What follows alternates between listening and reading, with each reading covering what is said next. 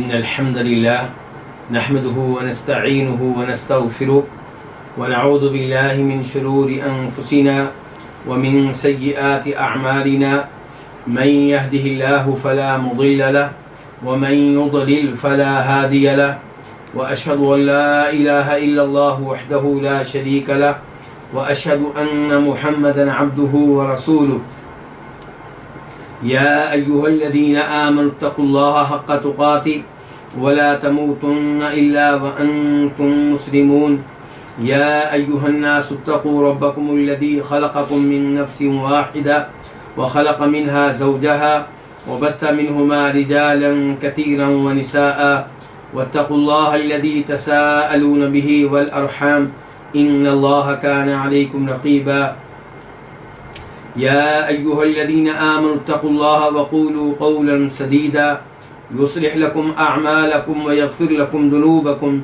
ومن يطع الله ورسوله فقد فاز فوزا عظيما أما بعد فإن خير الحديث كتاب الله وخير الهدي هدي محمد صلى الله عليه وسلم وشر الأمور محدثاتها وكل محدثة بدعة وكل بدعة ضلالة وكل ضلالة في النار۔ ہر قسم کی حمد و ثنا اللہ تبارک و تعالیٰ کے لیے، اور کثرت سے درود و سلام ہوں جناب محمد رسول اللہ صلی اللہ علیہ وسلم کی ذات اقدس پہ۔ آج سے ہم سورہ آل عمران کی تفسیر کا آغاز کریں گے۔ سورہ آل عمران قرآن کریم کی ان صورتوں میں سے ایک ہے جنہیں مدنی صورتیں کہا جاتا ہے۔ تو سورہ آل عمران مدنی ہے۔ اس کا معنی و مفہوم یہ ہے کہ یہ ان صورتوں میں سے ہے جو نبی علیہ الصلوۃ والسلام کے مکہ سے مدینہ کی جانب ہجرت کرنے کے بعد نازل ہوئیں۔ سورہ بقرہ بھی مدنی ہے اور سورہ آل عمران بھی مدنی ہے۔ یہ سورت بہت عظیم صورت ہے۔ اس کی عظمت اور فضیلت کے طور پہ میں ایک حدیث آپ کے سامنے رکھنا چاہوں گا، اور یہ وہ حدیث ہے جسے امام مسلم رحمہ اللہ روایت کرتے ہیں جناب ابو امامہ باہلی رضی اللہ تعالیٰ عنہ سے۔ وہ کہتے ہیں کہ نبی علیہ الصلوۃ والسلام نے ارشاد فرمایا، اقرأ القرآن فإنه يأتي يوم القیامة شفیعا لأصحابی۔ قرآن کریم کی تلاوت کیا کرو، کیونکہ قرآن کریم روز قیامت اس کے حق میں شفاعت کرے گا جو قرآن کریم کے ساتھ تعلق رکھے گا، اس کی تلاوت کرنے والا ہوگا، اس پہ عمل کرنے والا ہوگا، اسے سمجھنے والا ہوگا۔ اس کے بعد آپ فرماتے ہیں، اقرأ الزہراوین البقرہ و سورۃ آل عمران۔ قرآن کریم کی دو روشن صورتوں کی تلاوت کیا کرو۔ پھر آپ نے بتایا کہ قرآن کریم کی دو روشن صورتیں کون سی ہیں؟ فرمایا سورہ بقرہ اور سورہ آل عمران۔ تو یہاں پہ آپ نے ان دو صورتوں کو کیا قرار دیا ہے؟ زہراوین، یعنی کہ یہ قرآن کریم کی دو روشن صورتیں ہیں، دو نورانی صورتیں ہیں۔ آپ فرما رہے ہیں کیوں ان کا اہتمام زیادہ کرنا چاہیے؟ اس لیے کہ یہ روز قیامت بادل بن کر سامنے آئیں گی، یا روز قیامت سائبان بن کر سامنے آئیں گی، یا روز قیامت ایک سیدھ میں اڑنے والے پرندوں کی دو ڈالوں کی شکل میں سامنے آئیں گی۔ تو حاجان اصحابہما، یہ دونوں صورتیں ان کا دفاع کریں گی، ان کی حمایت کریں گی جنہوں نے ان دو صورتوں کا اہتمام کیا ہوگا۔ اہتمام سے کیا مراد ہے؟ جو ان دو صورتوں کی تلاوت کرتے رہے، جنہوں نے ان دو صورتوں کو زبانی یاد کیا، جنہوں نے ان دو صورتوں کو سمجھا، جو ان دو صورتوں پہ عمل کرنے کا حق ادا کرتے رہے۔ تو یہ دو صورتیں شفاعت کریں گی، دفاع کریں گی ان کا جو ان کا اہتمام کرتے رہے۔ تو اس سے آپ اندازہ لگا سکتے ہیں کہ سورہ آل عمران قرآن کریم کی کتنی عظیم سورت ہے، اور خصوصاً اس سورت کی آخری آیتیں نبی کریم صلی اللہ علیہ وسلم جب فجر سے پہلے تہجد کی نماز کے لیے اٹھا کرتے تھے تو آپ سورہ آل عمران کی آخری آیتوں کی تلاوت کیا کرتے تھے۔ ان فی خلق السماوات والارض واختلاف اللیل والنہار لآیات لأولی الالباب، یہاں سے لے کے اس سورت کے آخر تک۔ تو یہ بہت ہی عظیم سورت ہے، اور اس سورت میں اللہ رب العزت نے بہت سے احکام کو، بہت سے عقائد کو، بہت سے مسائل کو بیان کیا ہے۔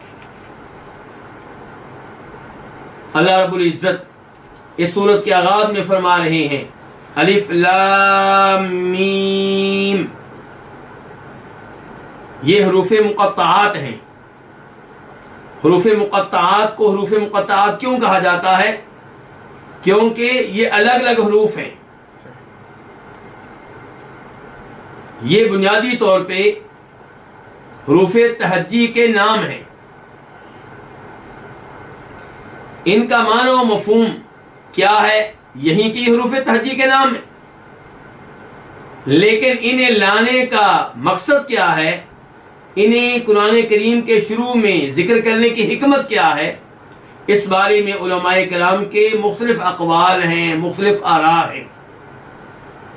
ان میں سے بہترین رائے یہ ہے کہ اللہ رب العزت چند صورتوں کے آغاز میں حروف مقطعات ذکر کرتے ہیں تو اس کے ذریعے پیغام دیتے ہیں، چیلنج کرتے ہیں کہ یہ قرآن کریم انہی حروف سے بنا ہے جن حروف کو تم جانتے ہو، انہی حروف سے بنا ہے جو تمہارے علم میں ہیں، انہی حروف سے قرآن کریم مرکب ہے جو حروف تمہارے استعمال میں ہیں۔ اگر تم یہ سمجھتے ہو کہ یہ قرآن اللہ رب العزت کی طرف سے نازل کردہ کلام نہیں ہے، یہ محمد صلی اللہ علیہ وسلم نے خود ترتیب دیا ہے، خود بنایا ہے، تو یہ حروف تم بھی جانتے ہو، انہی حروف کے ذریعے تم بھی ایسا کلام بنا کر لے آؤ۔ تو الف لام میم، تو یہ کیا ہوئے؟ حروف مقطعات ہوئے۔ اس کے بعد آیت نمبر 2، اللہ لا الہ الا هو الحی القیوم، اللہ وہی ہے جس کے علاوہ کوئی معبود برحق نہیں، وہ کامل حیات والا ہے، کامل زندگی والا ہے۔ القیوم، وہ خود قائم و دائم ہے اور دوسروں کو قائم رکھے ہوئے ہے، دوسروں کو تھامے ہوئے ہے۔ اللہ، یہ اللہ رب العزت کا نام ہے، اور یہ اللہ کے ناموں میں سے وہ نام ہے جو اللہ رب العزت پہ سب سے زیادہ استعمال ہوتا ہے۔ اس کو اللہ رب العزت کا ذاتی نام بھی کہا جاتا ہے۔ اور لفظ اللہ یہ اصل میں کیا ہے؟ الہ اور الہ، الہ، الہ جو ہے یہ معبود کے معنی میں ہے، یعنی کہ وہ جس کی عبادت کی جائے، تو الہ کے اوپر ال داخل کر دیا گیا، جس سے پتہ چلا کہ اللہ رب العزت خاص قسم کا معبود ہے۔ اللہ رب العزت وہ معبود ہے جو ہر طرح کی عبادت کے لائق ہے۔ اللہ کے علاوہ بھی معبود ہیں، لیکن وہ معبودان باطلہ ہیں، ان کی عبادت غلط طور پہ ہوتی ہے۔ وہ جس کی عبادت برحق ہے وہ ایک اللہ رب العزت ہے، اللہ کے علاوہ کوئی نہیں ہے۔ اللہ لا الہ الا ہو، اللہ کے علاوہ کوئی معبود برحق نہیں۔ لا کا معنی کیا ہے؟ نہیں، یہ نفی کے لیے ہے۔ الہ کوئی معبود نہیں، لا جو ہے اس کے لیے الہ جو ہے یہ اسم ہے اور اس کی خبر کیا ہے؟ مقدر ہے، یعنی کہ لا الہ حق، اللہ کے علاوہ کوئی ایسا نہیں ہے جس کی عبادت برحق ہو. اور یہ ہمیں معلوم ہوتا ہے قرآن کریم کی اس آیت سے جو سورہ حج میں وارد ہوئی ہے، ذالک بأن اللہ هو الحق وأن ما يدعون من دونه هو الباطل. اللہ رب العزت وہاں پہ ارشاد فرماتے ہیں اللہ تعالیٰ ہی معبود برحق ہے اور جن کی یہ عبادت کرتے ہیں اللہ کے علاوہ وہ سب کے سب باطل ہیں، عبادت کے لائق نہیں ہیں. اس ایسے پتہ چلا کہ یہاں پہ لا الہ کے بعد جس لفظ کو مقدر ماننا چاہیے وہ کیا ہونا چاہیے؟ حق. تو لا الہ حق، اللہ کے علاوہ کوئی معبود برحق نہیں، الا ہو، مگر وہی. تو اللہ رب العزت کے بارے میں پہلی بات کیا بتائی گئی ہے کہ لا الہ الا ہو، اس کے علاوہ کوئی معبود برحق نہیں. اور دوسری خبر کیا دی گئی ہے؟ الحی، کہ وہ کامل حیات والا ہے، کامل زندگی والا ہے. اور تیسری خبر کیا دی گئی ہے؟ القیوم، کہ وہ خود بھی قائم ہے، دوسروں کو بھی قائم رکھے ہوئے ہے. چوتھی خبر کیا دی گئی ہے؟ نزل علیک الکتاب بالحق، کہ اس نے آپ پہ کتاب اتاری ہے حق کے ساتھ. تو اللہ کہہ کر اللہ رب العزت کے بارے میں 4 باتیں بتائی گئی ہیں. پہلی بات کیا بتائی گئی ہے کہ اللہ کے علاوہ کوئی معبود برحق نہیں. جتنے بھی ایسے معبود ہیں جن کی اللہ کے علاوہ عبادت ہو رہی ہے ان کی عبادت کرنا غلط ہے، اللہ رب العزت کے ساتھ شرک ہے. اور شرک ایسا جرم ہے کہ اگر کوئی اس کی توبہ کیے بغیر فوت ہو گیا تو اس کے لیے کوئی معافی نہیں ہے، وہ جنت میں داخل نہیں ہو سکے گا. الحی، کامل حیات والا ہے. ال داخل ہوا تو کیا پتا چلا؟ اللہ تعالیٰ کامل حیات والے ہیں. ایسی حیات، ایسی زندگی جس میں کوئی عیب نہیں، کوئی نقص نہیں. تو اللہ رب العزت ہمیشہ سے ہیں، ہمیشہ رہیں گے، ازل سے ابد تک کے لیے ہیں.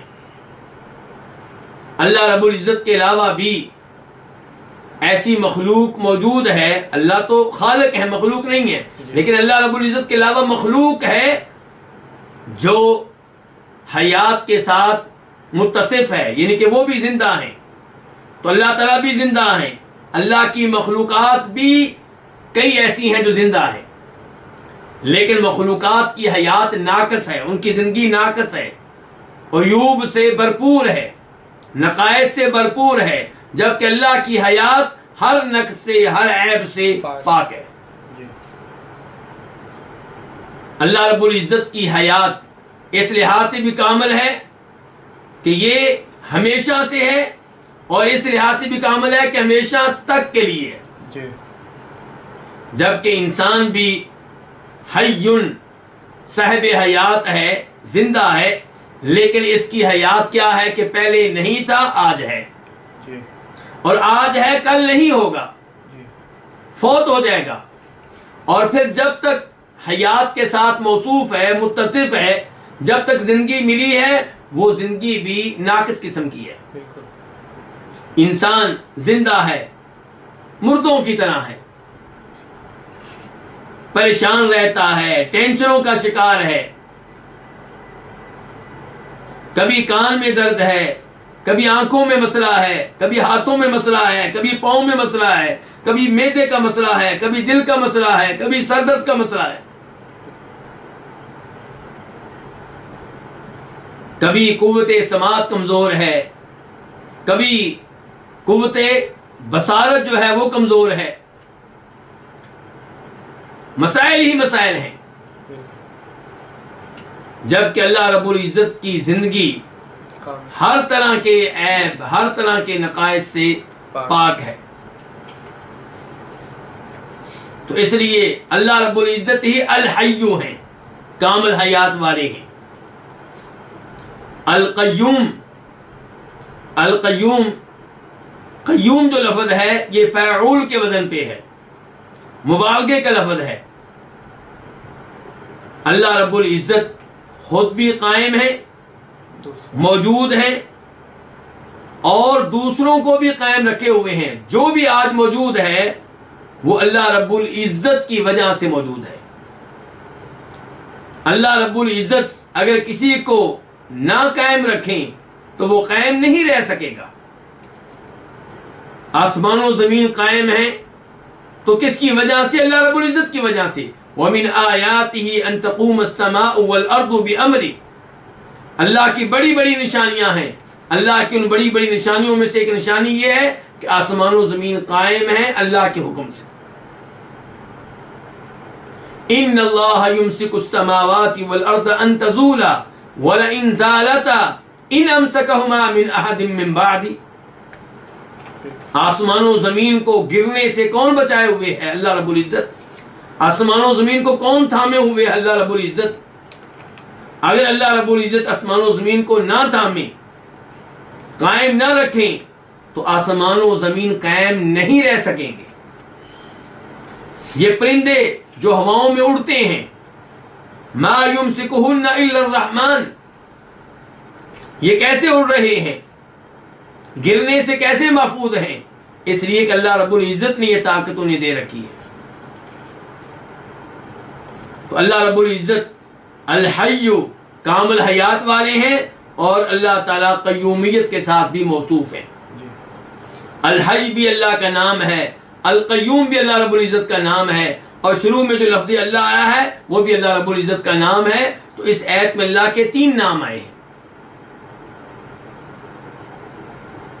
اور بہت سے علماء کرام کا یہ موقف ہے کہ اللہ رب العزت کا اسم اعظم، اللہ کا وہ عظیم ترین نام جس کے ذریعے دعا کی جائے تو اللہ تعالیٰ دعا کو قبول کرتے ہیں، وہ کیا ہے؟ الحی القیوم۔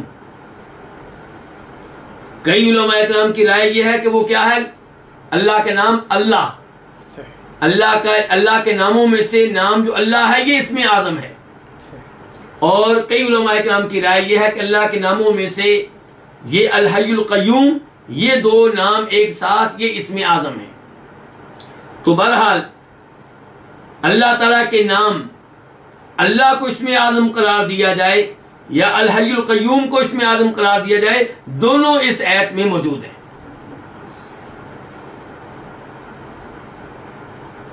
اس کے بعد آیت نمبر 3 اللہ رب العزت ارشاد فرماتے ہیں، نزل علیک الکتاب بالحق مصدقا لما بین یدیہ وانزل التوراۃ والانجیل، اس نے آپ پہ کتاب اتاری ہے حق کے ساتھ۔ اس نے کس نے؟ اللہ رب العزت نے۔ مصدقا لما بین یدیہ، یہ تصدیق کرنے والی ہے، یہ کیا؟ یہ کتاب یہ تصدیق کرنے والی ہے ان کتابوں کی جو اس سے پہلے ہیں۔ وَأَنزَلَ التَّوْرَاةَ وَالْإِنجِيلَ، اور اس نے تورات و انجیل نازل کی ہے، تورات و انجیل اتاری ہیں۔ کس نے؟ اللہ رب العزت نے۔ نزل فعل ماضی ہے، واحد کے لیے، اس نے نازل کی، اس نے اتاری۔ علیہ کا آپ پہ، تجھ پہ، علا الگ لفظ ہے اور کاف الگ لفظ ہے۔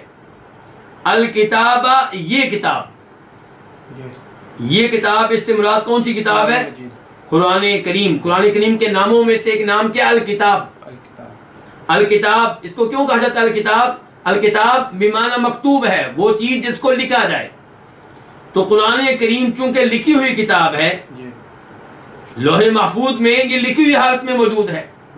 انہ لقرآن کریم فی کتاب مکنون، اللہ تعالیٰ فرماتے ہیں سورہ واقعہ میں کہ قرآن کریم لوح محفوظ میں موجود ہے، تو وہاں لکھی ہوئی حالت میں موجود ہے، اور فرشتوں کے پاس بھی قرآن کریم لکھی ہوئی حالت میں موجود ہے، اور انسانوں نے بھی اس کو تحریری شکل دی ہے۔ تو یہ کیا ہوا پھر؟ الکتاب۔ تو قرآن کریم کے ناموں میں سے ایک نام کیا؟ القرآن۔ القرآن نام کیوں ہے؟ کیونکہ اس کو پڑھا جاتا ہے۔ اور قرآن کریم کے ایک نام کیا؟ الکتاب۔ الکتاب کیوں؟ کیونکہ اس کو لکھا جاتا ہے۔ تو نزل علیک الکتاب، اس نے آپ پہ یہ کتاب نازل کی ہے، بالحق کی، حق کے ساتھ۔ نزل، نزلہ اس کا مطلب ہوتا ہے آہستہ آہستہ اتارنا، وقفے سے اتارنا. اور قرآن کریم اس لحاظ سے دیگر کتابوں سے مختلف ہے کہ یہ یک بارگی نازل نہیں ہوا، بلکہ یہ 23 سالوں میں نازل ہوا ہے. اس لیے اللہ تعالیٰ نے قرآن حکیم کا تذکرہ کیا تو کیا کہا؟ نزلہ. تورات و انجیل کا تذکرہ کیا تو کیا کہا؟ انزلہ. انزلہ کا معنی یک بارگی اتارا، ایک ہی بار اتارا، اور نزلہ آہستہ آہستہ اتارا، وقفے سے اتارا. اور قرآن کریم 23 سالوں میں نازل ہوا ہے. اس کی تائید ایک اور ایسے بھی ہوتی ہے. اللہ تعالیٰ فرماتے ہیں وَقُرْآنًا فَرَقْنَاهُ لِتَقْرَأَهُ عَلَى النَّاسِ عَلَى مُكْثٍ وَنَزَّلْنَاهُ تَنزِيلًا، کہ قرآن کو ہم نے جدا جدا کر کے نازل کیا ہے، یعنی کہ ایک ساتھ نازل نہیں کیا، بلکہ مشرکین مکہ کے اعتراضات میں سے ایک اعتراض یہ بھی تھا کہ اگر یہ اللہ رب العزت کی طرف سے نازل کردہ کلام ہے تو یہ یک بارگی نازل کیوں نہیں ہوا، وقفے سے کیوں نازل ہو رہا ہے. اللہ تعالیٰ فرماتے ہیں ان کا اعتراض ذکر کرتے ہوئے سورہ فرقان میں وَقَالَ الَّذِينَ كَفَرُوا لَوْلَا نُزِّلَ هَذَا الْقُرْآنُ جُمْلَةً وَاحِدَةً كَذَلِكَ لِنُثَبِّتَ بِهِ فُؤَادَكَ وَرَتَّلْنَاهُ تَرْتِيلًا. کافر کہتے ہیں کہ یہ قرآن تھوڑا کر کے کیوں نازل ہو رہا ہے، یہ یک بارگی نازل کیوں نہیں ہوا. اللہ تعالیٰ نے فرمایا کہ اس کی کئی حکمتیں ہیں، اور ایک حکمت اللہ نے ذکر کر دی لِنُثَبِّتَ بِهِ فُؤَادَكَ، تاکہ قرآن کے ذریعے ہم آپ کے دل کو مضبوط کریں، آپ کو تسلی دیں، آپ کو مطمئن کریں. یعنی کہ آپ کی نبوت کی زندگی آزمائشوں میں گزرے گی، لوگ آپ کو تنگ کریں گے، آپ کو پریشانیوں کا سامنا کرنا پڑ رہا ہے، اور آئندہ بھی کئی پریشانیوں کا سامنا کرنا پڑے گا. تو اگر قرآن کریم یک بارگی نازل ہو تو نبی علیہ الصلوۃ والسلام کے دل کو وہ تسلی، وہ اطمینان نہیں ملے گا جو اب مل رہا ہے. ادھر پریشانی ملتی ہے، ادھر وہی نازل ہوتی ہے تو آپ خوش ہو جاتے ہیں، آپ کی پریشانی زائل ہو جاتی ہے. پھر کوئی ٹینشن آتی ہے، پھر کوئی تکلیف آتی ہے، پھر اللہ کی طرف سے قرآن نازل ہوتا ہے جو آپ کو تسلی دے رہا ہوتا ہے، جو آپ کو مطمئن کر رہا ہوتا ہے. تو قرآن کریم وقفے سے نازل ہوا، کئی سالوں میں نازل ہوا، تو اس کی کئی ایک حکمتیں ہیں. ان میں سے ایک حکمت یہ ہے جو اللہ نے سورہ فرقان کے صحت میں بیان کی ہے. تو نزل علیک الکتاب، اس نے آپ پہ یہ کتاب نازل کی ہے. یہ کس کا معنی ہم کر رہے ہیں؟ الکتاب کا جو ال ہے یہ عہد کے لیے ہے. تو معنی کیا ہوا؟ یہ کتاب بالحق کی حق کے ساتھ. اس کا کیا مطلب ہے؟ اس کے دو مطلب ہیں اور دونوں صحیح ہیں کہ قرآن کریم حق پہ مشتمل کتاب ہے. قرآن کریم کی تعلیمات، قرآن کریم کی آیتیں، قرآن کریم کے احکام، قرآن کریم کی اخبار، قرآن کریم کی بتائی ہوئی باتیں، چاہے ان کا تعلق ماضی سے ہو یا ان کا تعلق مستقبل سے ہو، یہ ساری کی ساری چیزیں حق پہ مشتمل ہیں، سچائی پہ مشتمل ہیں. دوسرا معنی بالحق کا یہ ہے کہ قرآن کریم کا اللہ کی طرف سے نازل ہونا، اوپر سے نازل ہونا، یہ حقیقت ہے، یہ سچائی ہے. اور نبی علیہ السلام کی اس بات کو مان لینا چاہیے کہ یہ آپ کا کلام نہیں ہے بلکہ اللہ کا نازل کردہ کلام ہے. مصدقا لما بین یدیہ، مصدقا تصدیق کرنے والا، مصدق تصدیق کرنے والا. تو یہ جو کلام ہے، یہ جو کتاب ہے، یہ تصدیق کرنے والی ہے ان کتابوں کی لما بین یدیہ جو اس سے پہلے ہیں. لما ما جو ہے اسم موصول الذی کے معنی میں جو، بین یدیہ اس کے آگے ہیں، اس کے سامنے ہیں، یعنی کہ اس سے پہلے ہیں. یعنی کہ قرآن سے پہلے جو کتابیں ہیں یہ قرآن ان کی تصدیق کرتا ہے، ان کی تائید کرتا ہے، انہیں غلط قرار نہیں دیتا. اس میں کیا پیغام ہے؟ اس میں یہ پیغام ہے کہ جب تم پہلی کتابوں کو مانتے ہو، ان پہ ایمان لاتے ہو، تو قرآن کریم پہ بھی ایمان لاؤ، کیونکہ یہ ان کی تصدیق کرتا ہے۔ جب تم ان کتابوں کو مانتے ہو جن کی قرآن تصدیق کرتا ہے تو اس کتاب کو بھی مانو جو کتاب ان کتابوں کی تصدیق کر رہی ہے۔ اللہ رب العزت قرآن حکیم میں ارشاد فرماتے ہیں سورہ صف میں، وَإِذْ قَالَ عِيسَى ابْنُ مَرْيَمَ يَا بَنِي إِسْرَائِيلَ إِنِّي رَسُولُ اللَّهِ إِلَيْكُمْ مُصَدِّقًا لِمَا بَيْنَ يَدَيَّ مِنَ التَّوْرَاةِ وَمُبَشِّرًا بِرَسُولٍ يَأْتِي مِن بَعْدِي اسْمُهُ أَحْمَدُ۔ عیسیٰ علیہ السلام نے کہا تھا کہ اے بنی اسرائیل، میں تمہاری طرف اللہ کے رسول بن کر آیا ہوں اور میں تورات کی تصدیق کر رہا ہوں، تورات کی تائید کر رہا ہوں، تورات پہ ایمان لانے کا اعلان کرتا ہوں اور یہ خوشخبری دیتا ہوں کہ میرے بعد ایک رسول آئیں گے جن کا نام کیا ہوگا؟ احمد ہوگا۔ اب یہ خوشخبری تورات و انجیل میں موجود ہے، تو قرآن جو ہے اس لحاظ سے ان کتابوں کی تائید کر رہا ہے جن کتابوں میں یہ خوشخبری موجود ہے۔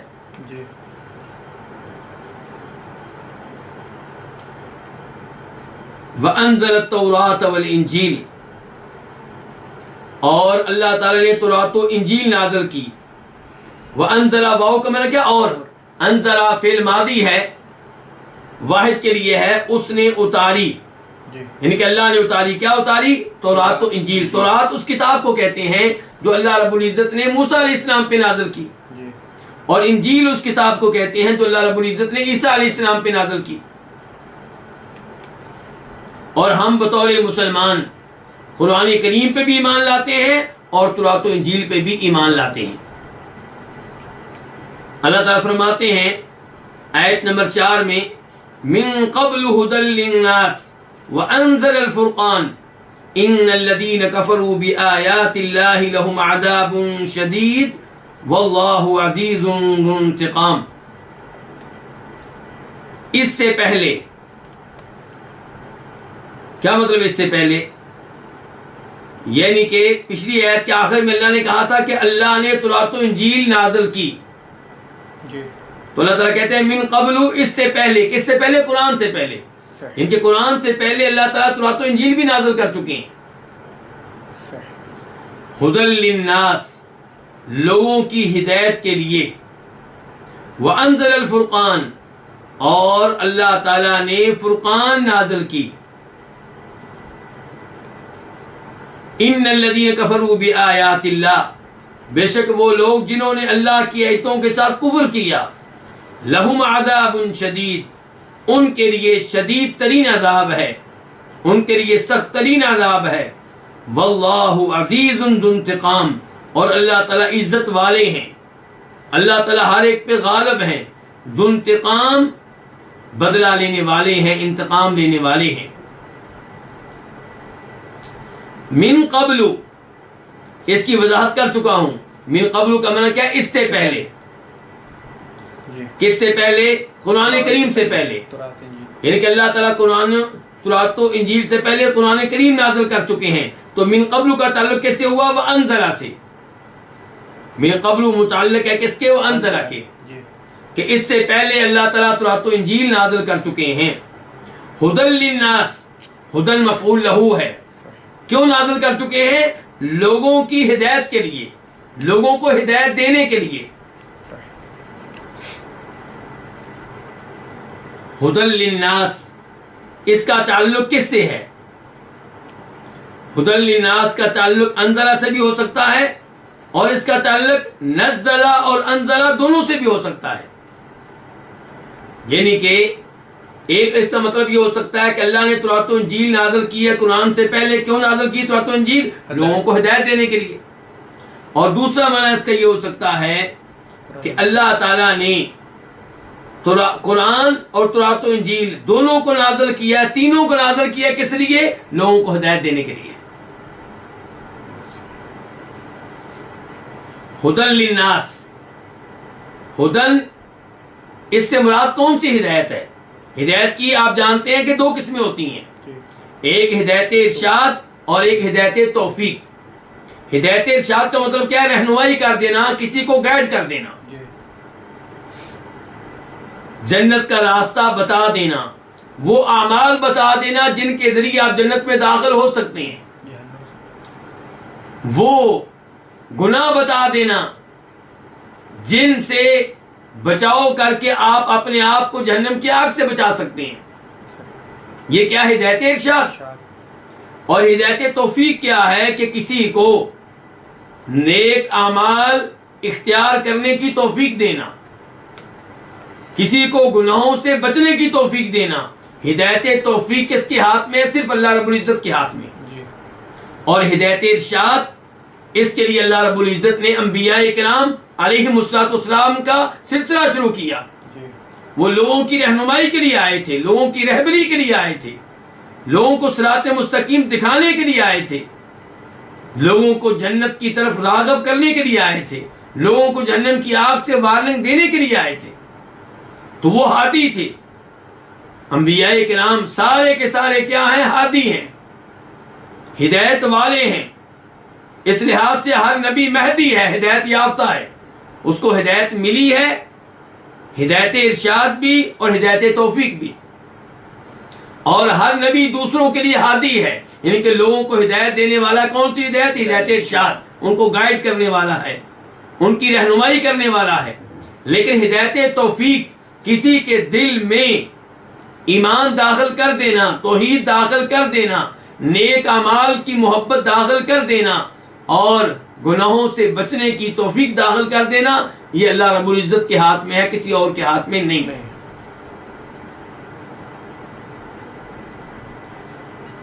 تو پھر یہاں پہ ہدایت سے مراد کون سی ہدایت ہے؟ ہدایت ارشاد.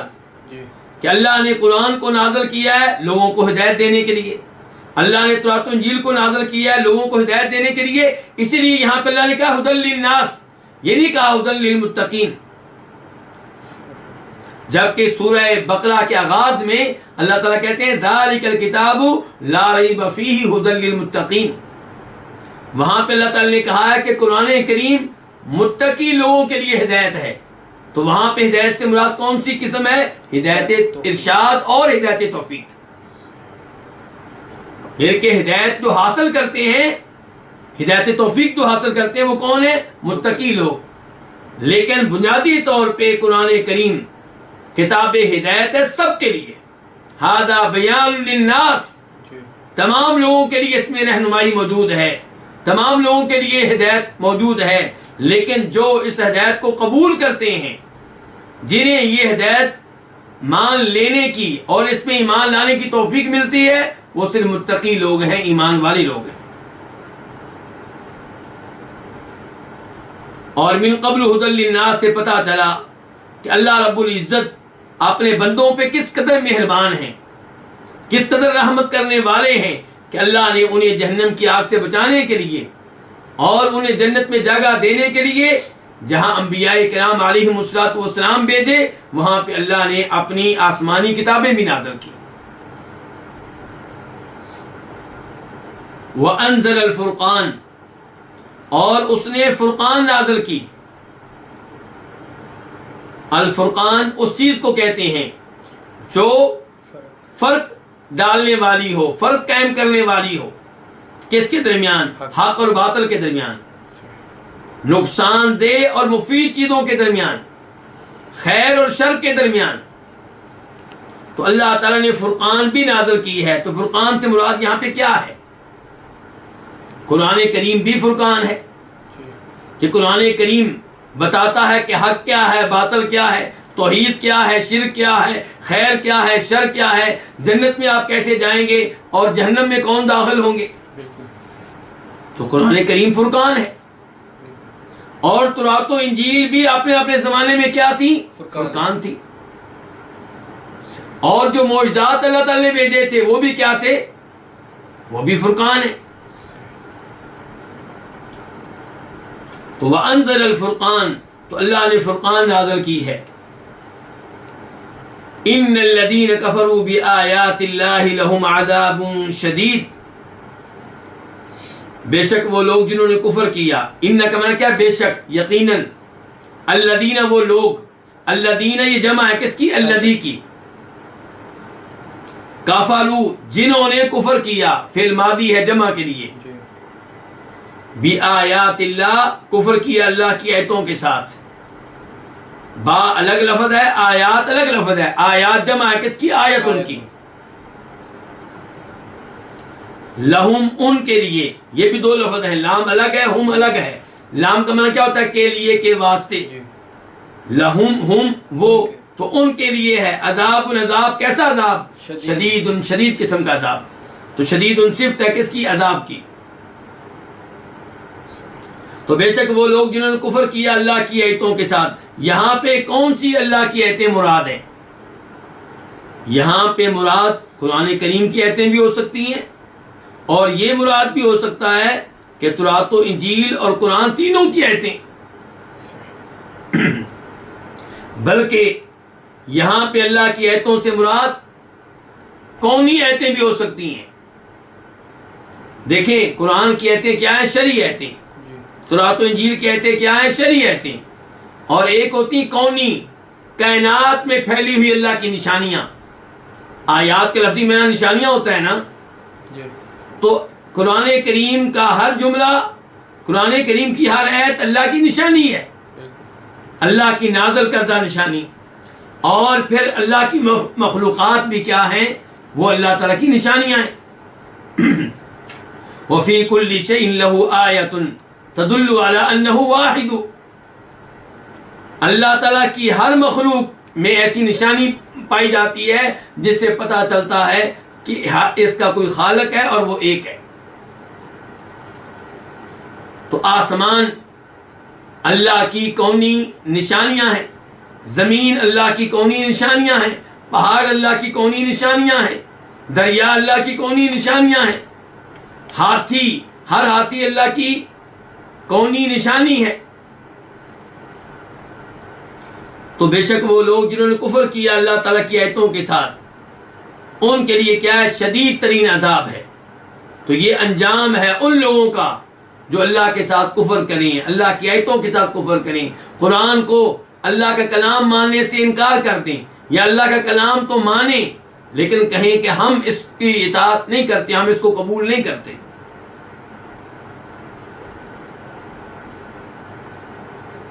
جو اللہ رب العزت کی آیتوں میں سے کسی ایک آیت کو ماننے سے انکار کر دے تو وہ کیا ہے؟ کافر ہے، اور ہر کافر کے لیے شدید ترین عذاب ہے.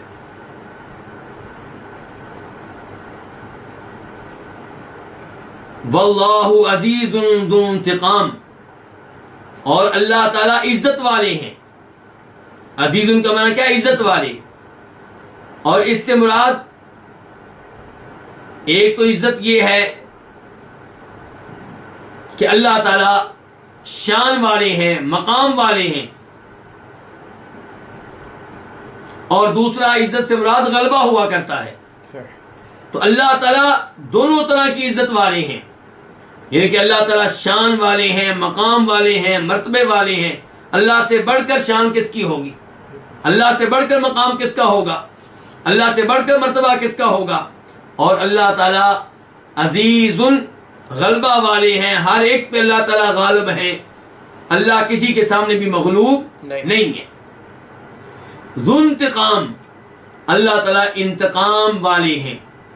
لیکن ہم عام طور پہ، مطلق طور پہ نہیں کہہ سکتے کہ اللہ تعالیٰ انتقام لینے والے ہیں،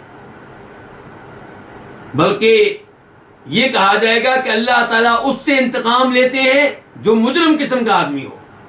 جیسا کہ اللہ نے کہا سورہ سجدہ میں، اِنَّا مِنَ الْمُجْرِمِينَ مُنْتَقِمُونَ، ہم انتقام لینے والے کن سے؟ مجرم لوگوں سے.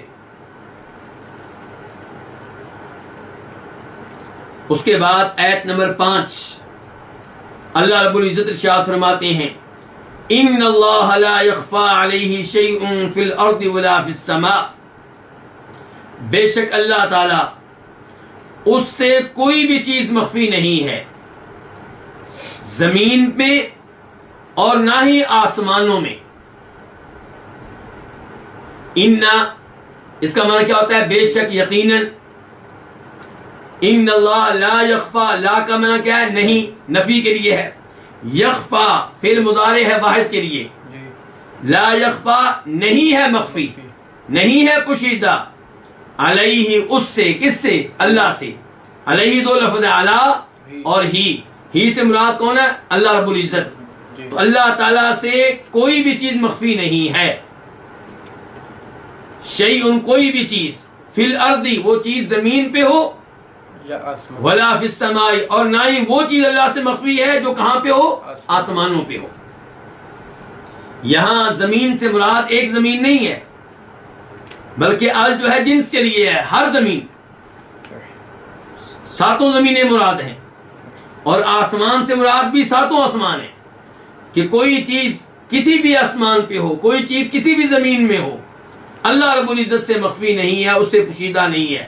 اس سے پتا چلا کہ اللہ رب العزت کا علم ہر چیز کا احاطہ کیے ہوئے ہے. کوئی بھی چیز اللہ کے علم سے باہر نہیں ہے، وہ کہیں پہ بھی ہو. اور یہ آیت میرے لیے، آپ کے لیے وارننگ کی حیثیت رکھتی ہے کہ ہم جب گناہ کرتے ہیں، ہم کہیں پہ بھی ہوں، اللہ کی نظروں سے مخفی نہیں ہے. اللہ ہمیں دیکھ رہا ہے، ہم اللہ کے علم میں ہیں، ہمارے گناہ نوٹ ہو رہے ہیں، ہمارے الفاظ نوٹ ہو رہے ہیں. تو ہمیں اللہ رب العزت سے ڈرنا چاہیے. اور خصوصاً وہ لوگ جو اللہ کے ساتھ کفر کرنے والے ہیں، اللہ کے قرآن کا مذاق اڑانے والے ہیں، اللہ کے نبیوں کے ساتھ کفر کرنے والے ہیں، انہیں یہ بات معلوم ہونی چاہیے کہ وہ اللہ سے مخفی نہیں ہیں، وہ اللہ کی نگاہوں میں ہیں.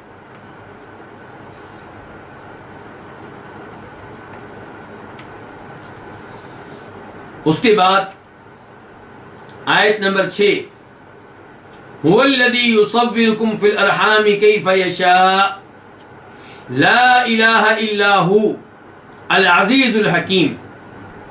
وہی ہے جو تمہاری صورت بناتا ہے، فی الارحام رحموں میں، کیف یشاء جیسے وہ چاہتا ہے، لا الہ الا هو اس کے علاوہ کوئی معبود برحق نہیں، العزیز وہ عزت والا ہے، وہ غلبے والا ہے، الحکیم حکمت والا ہے. ہوا اس سے مراد کون ہے؟ اللہ رب العزت، کیونکہ تذکرہ اللہ رب العزت کا ہی ہو رہا ہے. تو وہی ہے الذی، جو الذی سے موصول ہے جو کے معنی میں، وہی ہے جو یصور، فعل مضارع ہے واحد کے لیے، تمہاری صورت بناتا ہے، تمہاری شکل بناتا ہے. کم کا معنی ہے تمہاری، فی الارحام جبکہ تم کہاں ہوتے ہو؟ ماں کے پیٹ میں. الارحام جمع ہے، تو ماں کے پیٹ میں جہاں بچہ ہوتا ہے اس جگہ کو کیا کہا جاتا ہے؟ ارحام. ارحام جمع کا لفظ ہے.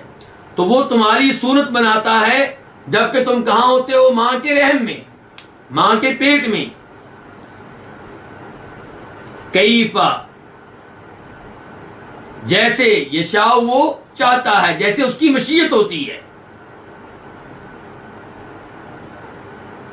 تو یہاں سے پتا چلا اللہ رب العزت کے علم کا. اللہ کو معلوم ہوتا ہے کس عورت کے پیٹ میں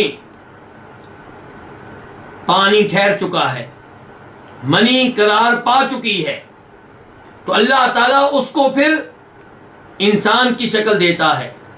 اللہ تعالیٰ اس کا جسم بناتا ہے، اللہ اس کا چہرہ بناتا ہے، اللہ اس کی ہڈیاں بناتا ہے، اللہ اس کے بازو بناتا ہے، اللہ اس کی ٹانگیں بناتا ہے، اللہ اس کی صورت بناتا ہے. اور اس سے اللہ کی قدرت کا بھی پتہ چلتا ہے. آپ دیکھیں کہ مرد کا پانی، کیا اس میں کوئی ہڈی نظر آتی ہے؟ کیا اس میں کوئی گوشت نظر آتا ہے؟ گندا سا پانی، کمزور سا پانی، اور اللہ رب العزت اس سے ایک انسان تخلیق کرتے ہیں. تو اللہ تمہاری صورت بناتا ہے جبکہ تم ماں کے پیٹ میں ہوتے ہو، کیف یشاء جیسے وہ چاہتا ہے. اس سے ایک تو یہ پتا چلا کہ اللہ کی مشیت ہر ایک کی مشیت پہ غالب ہے. وما تشاءون الا ان یشاء اللہ. انسان کی مشیت اللہ کی مشیت کے تابع ہے. اور اللہ تعالیٰ نے کہا ہے کہ اللہ تعالیٰ تمہاری صورت بناتا ہے جیسے چاہتا ہے. ان کے کسی کو کالا، کسی کو سفید، کسی کا قد لمبا، کسی کا قد چھوٹا، کسی کو اللہ تعالیٰ بناتے ہیں صحیح سالم، اور کوئی معذور ہوتا ہے، تو اللہ تعالیٰ تمہاری صورت بناتے ہیں جبکہ تم ماں کے پیٹ میں ہوتے ہو، کیف یشاء، جیسے اللہ تعالیٰ چاہتا ہے. لا الہ الا ہو، تو اس کے سوا کوئی معبود برحق نہیں. یعنی کہ جو اللہ تمہاری صورت بناتا ہے، جو تمہارا خالق ہے، جس نے تمہیں پیدا کیا ہے اور جس سے کوئی بھی چیز مخفی اور پوشیدہ نہیں ہے، تمہاری عبادت کا حقدار وہ ہے، تمہاری عبادت کے لائق وہ ہے. تمہارا ہر سجدہ اس کے لیے ہونا چاہیے، تمہارا ہر رکوع اس کے لیے ہونا چاہیے، تمہارا ہر طواف اس کے لیے ہونا چاہیے، تمہاری ہر دعا اس سے ہونی چاہیے. تم ہر جانور کو اسی کے نام پہ ذبح کیا کرو. العزیز، وہ ہر ایک پہ غالب ہے. تو یہاں پہ بھی وہی کہا جائے گا جو پہلے عزیز کے معنی میں ہم کہہ چکے ہیں آیت نمبر 4 کے آخر میں. یعنی کہ اللہ تعالیٰ عزت والا ہے، شان والا، مقام والا، مرتبے والا، اور اللہ تعالیٰ عزت والا، ان کے ہر ایک پہ غالب ہے. کوئی بھی انسان اللہ کو مغلوب نہیں کر سکتا، کوئی بھی ایسا کام نہیں ہے جو اللہ سے نہ ہو سکتا ہو. تو اللہ تعالیٰ ہر مخلوق پہ غالب، ہر چیز پہ غالب. الحکیم، اللہ تعالیٰ حکمت والے ہیں. اللہ کا کوئی بھی کام حکمت سے خالی نہیں ہے. اللہ تعالیٰ جب کسی کو کوئی شکل دیتے ہیں، اسے رنگ سیاہ دیں یا سفید دیں، اسے معذور پیدا کریں یا صحیح و سالم پیدا کریں، اسے لمبا قد دیں یا درمیانہ قد دیں یا مختصر قد دیں، اللہ تعالیٰ کے ہر کام میں کوئی نہ کوئی حکمت ہوتی ہے. اللہ تعالیٰ کا کوئی بھی کام حکمت سے خالی نہیں ہے.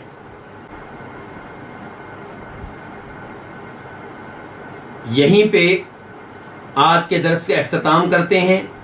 اللہ رب العزت سے دعا کرتے ہیں کہ اللہ رب العزت ہمیں پورے قرآن کی تفسیر مکمل کرنے کی توفیق دے، اور اس معاملے میں اللہ تعالی ہم سب کو استقامت دے، اور اللہ رب العزت پوری زندگی ہمیں قرآن کریم کے ساتھ جڑے رہنے کی توفیق دے. وآخر دعوانا الحمد للہ رب العالمین.